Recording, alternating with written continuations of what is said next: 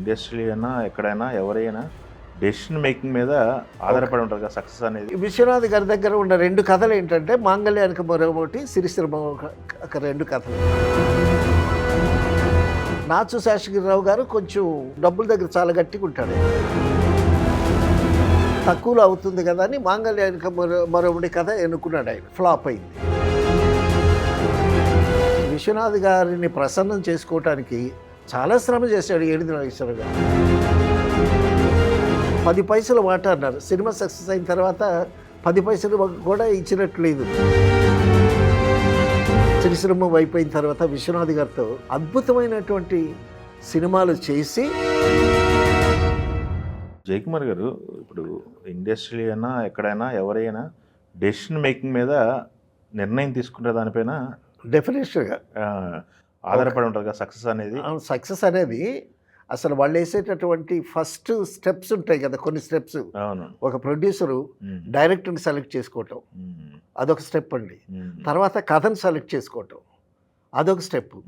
తర్వాత హీరోని సెలెక్ట్ చేసుకోవటం. ఉదాహరణలు ఉన్నాయేమన్నా ఎగ్జాంపుల్స్?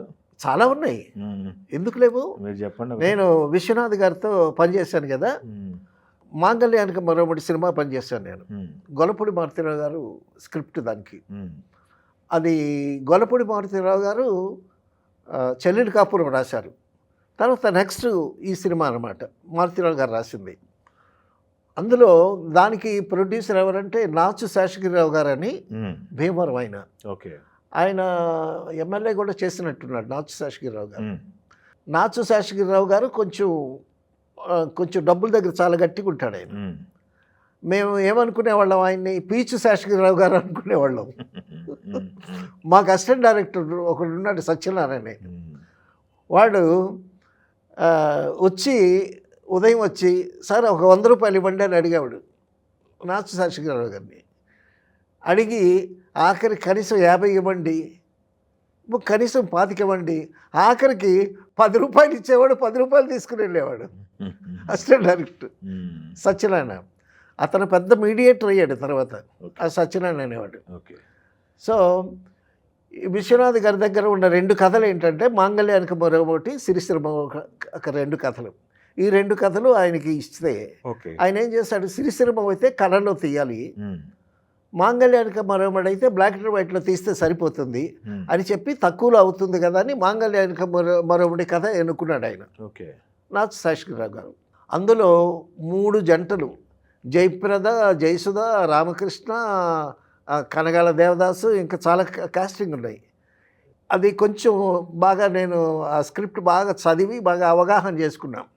ఒకసారి డిస్కషన్లో విశ్వనాథ్ గారు అన్నారు, ఈ 3 జంటలు ఉన్నాయి, కొంచెం ఆడియన్స్ కన్ఫ్యూజ్ అవుతారేమో, నాకు కూడా కొంచెం అనుమానంగా ఉంది అని అన్నాడు ఆయన.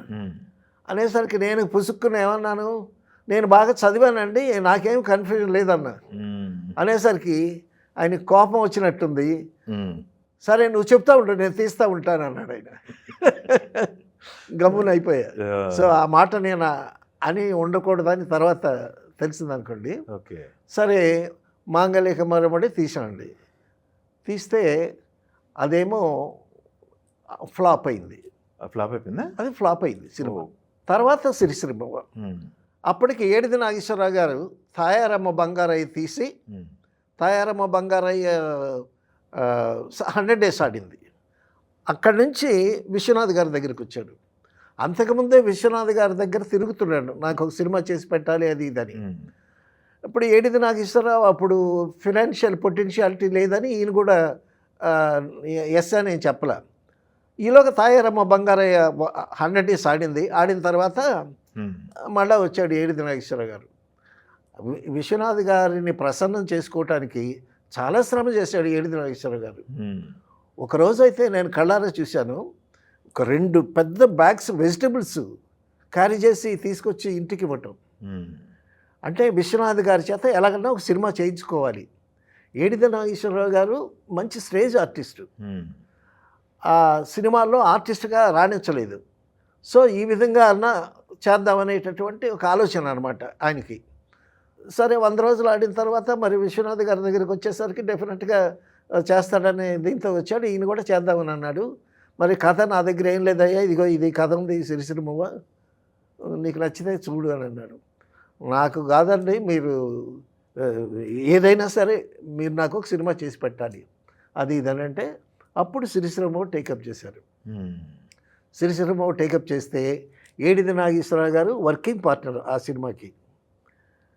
తర్వాత మేము హైదరాబాద్ షూటింగ్కి వస్తే ఏడిది నాగేశ్వరరావు గారు నన్ను రూమ్లో పెట్టుకున్నాడు.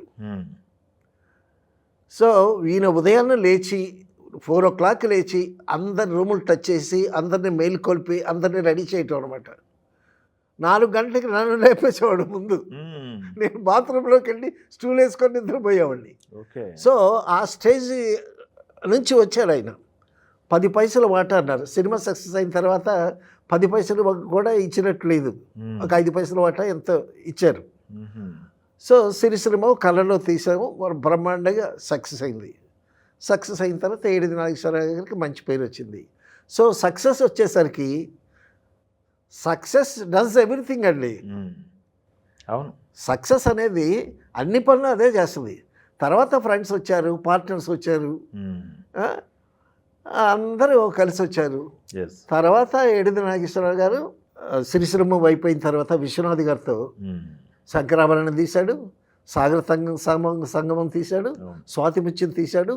అద్భుతమైనటువంటి సినిమాలు చేసి పెద్ద ప్రొడ్యూసర్గా నిలబడ్డాడు.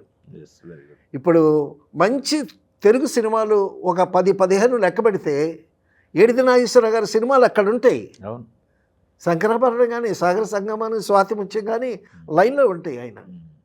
సో ఆర్టిస్ట్గా క్లిక్ అవ్వకపోవటం, అంతకుముందు నేరం శిక్షలో ఒక వేషం వేశాడు ఏడిది నాగేశ్వరరావు గారు, అది విశ్వనాథ్ గారి డైరెక్షన్లో. ఆ విధంగా విశ్వనాథ్ గారితో పరిచయం పెంచుకొని ఆయన మొత్తానికి పట్టు వదలని విక్రమార్కుల్లాగా విశ్వనాథ్ గారిని పట్టుకుని సిరిసిరిమవ్వ చేసి అక్కడి నుంచి అద్భుతమైనటువంటి సినిమాలు ప్రొడ్యూసర్ అయ్యి అక్కడ అంటే ఈ 2 కథలు సెలెక్ట్ చేసుకోవటంలో ఉంది.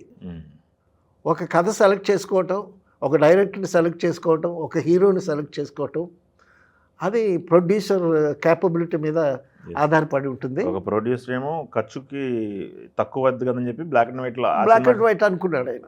ఆ సినిమా చేసుకొని ఆ సినిమాతో ఆగిపోయారు. ఈయనేమో హిట్ కొట్టి వచ్చాడు అంచెలంచెలుగా. ఓకే, పాక్కుంటూ దేక్కుంటూ మొత్తానికి పెద్ద ప్రొడ్యూసర్స్ లిస్టులో అలాగా జరుగుతూ ఉంటాయి ఇండస్ట్రీలో సక్సెస్ఫుల్ ఫెయిల్యూర్లు. Thank you. తెలుగు వన్